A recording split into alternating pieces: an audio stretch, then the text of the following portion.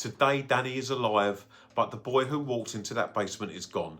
He is blind, he cannot walk, he cannot speak. He requires 24-hour medical care.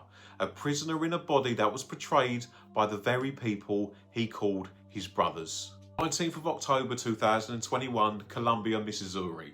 A night designed for celebration, pledged Dad Reveal Night, ended in a ritual of systematic destruction that will forever change the life of 19-year-old Danny Santulli. To understand the gravity of what happened inside the Phi Gamma Delta house, we have to look past the Greek letters and into the cold clinical reality of a body pushed beyond its biological limits. Danny was a freshman, a kid from Minnesota who just wanted to belong. But the price of admission was a family bottle of Tito's vodka. In a tradition of coerced consumption, the bottle was taped to Danny's hand. He was blindfolded and shirtless, a vulnerable target in a basement filled with the roar of music and the smell of stale beer. He wasn't just drinking, he was being fed. At one point, a fraternity member used a funnel and a tube to pour beer directly into Danny's throat, bypassing the gag reflex, bypassing his choice. By 11 p.m, the toxic load began to shut Danny's system down. Security footage, silent and haunting, shows Danny losing his balance, his motor skills dissolving as the alcohol flooded his bloodstream. He fell backward, his head striking the tile floor with a sickening thud.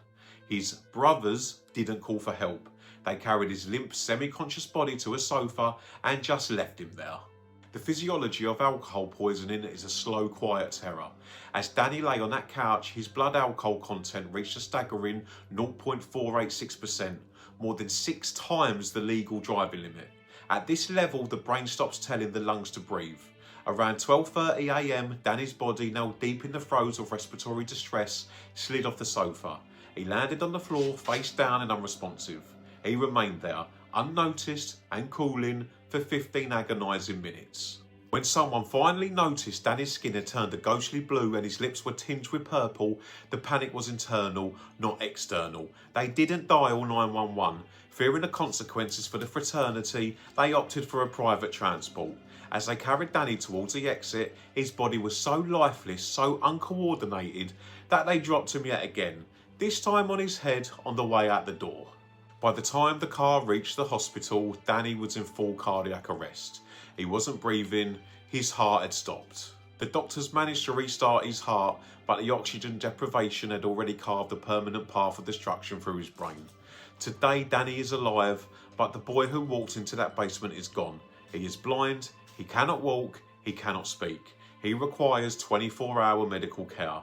A prisoner in a body that was portrayed by the very people he called his brothers. This wasn't an accident.